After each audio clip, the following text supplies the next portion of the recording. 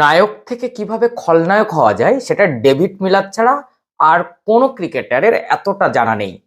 তিনি একদম পুঙ্খানুপুঙ্খভাবে হিসাব কষে নায়ক থেকে খলনায়ক বনে গেলেন আজকে। দেখুন, দিল্লির মাঠে আজকে যে খেলাটা হয়েছে অভূতপূর্ব অভূতপূর্ব। কিন্তু জেতা ম্যাচ ডিসি যেন জিটিকে গিফট দিয়ে দিল।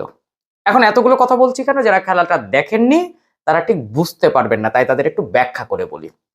দেখুন, এমন একটা পরিস্থিতি ছিল যে পরিস্থিতিতে ডিসি কিন্তু তার ম্যাচ জিততে পারবে না, কিন্তু সেই সময় ডেভিড মিলার একেবারে রণমূর্তি ধারণ করলেন, একের পর এক 6-4 মেরে গেলেন। ম্যাচ গ্রিপে চলে আসলো। যে ম্যাচ কখনো গ্রিপে আসবে না, আসার কথা নয়, সেই ম্যাচ তিনি সেখান থেকে নিয়ে আসলেন। কিন্তু শেষ ওভারে নাটক জমে গেল। দেখুন, দুটো বল, দুটো রান করলে জিত হবে। ডেভিড মিলার ব্যাট করছেন, একটা সিঙ্গেলস হয়ে যায় দারুণভাবে। সেখানে কুলদীপ এতটা দৌড়ে আসলেন, তাকে ব্যাক করিয়ে দিল। এতটা কনফিডেন্স যে আমি লাস্ট বলে 6 মেরেই ম্যাচটা জিতিয়ে দেবো। প্রসিদ্ধ কৃষ্ণার লাস্ট ওভারের এই লাস্ট বলটা ডেভিড মিলার ব্যাটেই লাগাতে পারলেন না, ঠিক কিপারের কাছে চলে গেল।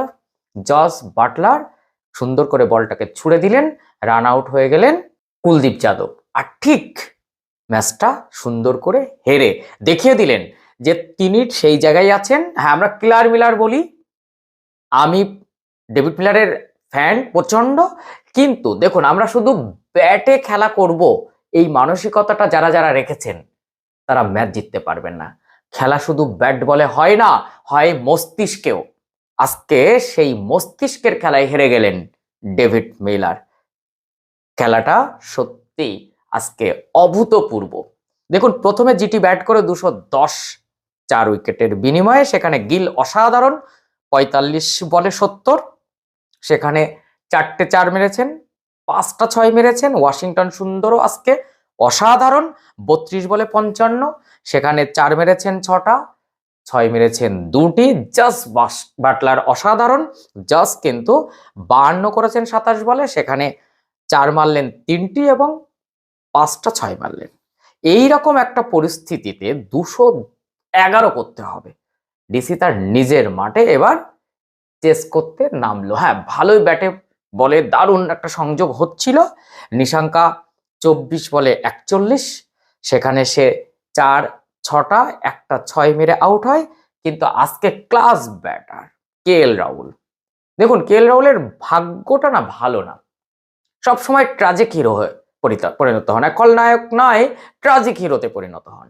আজকে খলনায়ক বলবো কিছুটা ডেভিড মিলার, কিন্তু কেএল রাহুল যেদিনকে রান করেন সেদিনকে তার সঙ্গ দেওয়ার কেউ থাকে না। আজকে দেখুন, একের পর এক ডিসি ব্যাটাররা তারপরে আউট হয়েছেন, শেষে গিয়ে ডেভিড মিলার সেটা ধরলেন।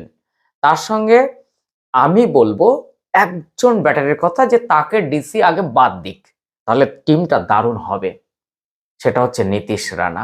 ওয়ান ডাউন ব্যাট করছেন, একেবারে কমবেন না। তো ডেভিড মিলার 41 রান করলেন 20 বলে, 6 মারলেন 3টে, 4 মারলেন 4টি, না 4 মারলেন 3টি আর 6 মারলেন 3টি।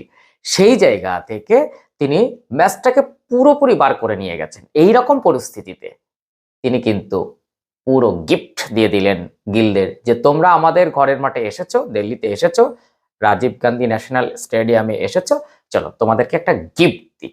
তাই গিফট দেওয়ার জন্য 2 বলে 2 দরকার। কনফিডেন্ট লেভেলটা এতটা বেশি যে একটা সিঙ্গেলস হয়ে যায়, সুন্দর করে 2ও হয়ে যেতে পারতো প্রায়।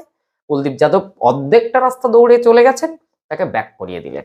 এর থেকে আর কোনো ভুল হতে পারে না, যেটা অক্ষর প্যাটেল তার বক্তব্যে কিন্তু ধরা পড়েছে। তিনিও খুশি নন, কেউ খুশি হবেন না, ডিসির সমর্থকরা খুশি হবেন না যে আজকে ডেভিড মিলার যে জায়গা থেকে ম্যাচটাকে ঘুরিয়ে নিজের একেবারে কবজায় নিয়ে আসলেন। ডিসি ম্যাচ জিতে গেছে, জেতা যায় না এমন একটা পরিস্থিতি চলে গিয়েছিল, সেখান থেকে নিজে হাতে সুন্দর করে হারিয়ে দিলেন।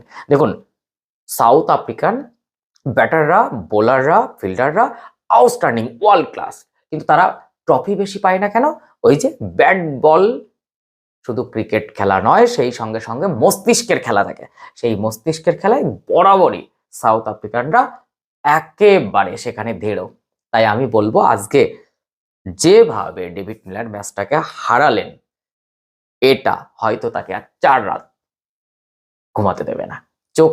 চোখের পাতা বন্ধ করলে এই স্মৃতিটা তার আসবে। আমরা 2024 ওয়ার্ল্ড কাপের নিরিখ যদি দেখি, সেখানে ওই পরিস্থিতিতে দক্ষিণ আফ্রিকা হেরে যাবে, অতি বড় ক্রিকেট ভক্ত যারা ভারতের ভক্ত তারাও ভাবেনি। তবুও ম্যাচটা হেরে যাওয়া এই তো হয়। যতবার বিশ্বকাপের সেমিফাইনাল বা কোয়ার্টার ফাইনালে এমন এমন জায়গায় বাদ গেছে সাউথ আফ্রিকা, সেখানে তাদের হারার কথাই ছিল না।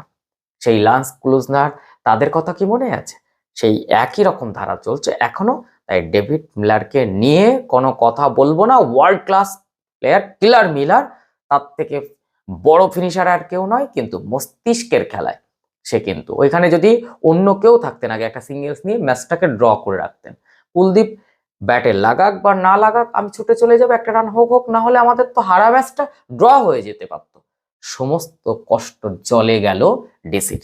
আজকে এই এই এই ট্রমা থেকে বেরোতে ডিসির যে কতদিন লাগবে তা বলতে পারছি না। তাই যে জয়ের ধারাটা ছিল, আগামী দিনে ডিসি কি এই জয়ের ধারায় আবার ফিরতে পারবে? এটাও কিন্তু প্রশ্ন থাকলো। আপনাদের কি অভিমত? খেলাটা কারা কারা দেখেছেন নিশ্চয়ই কমেন্ট করে জানাবেন। আর সত্যি কি ডেভিড মিলারের ভুল ছিল, না সঠিক করেছিলেন, সিদ্ধান্তটা ঠিক ছিল? অবশ্যই কমেন্ট করে জানান। চ্যানেলে নতুন হলে অবশ্যই চ্যানেলটি সাবস্ক্রাইব করুন, পাশে থাকা বেল আইকনটি প্রেস করুন। এরকম তথ্য সমৃদ্ধ ভিডিও পেতে ভীষণ সুবিধা হবে।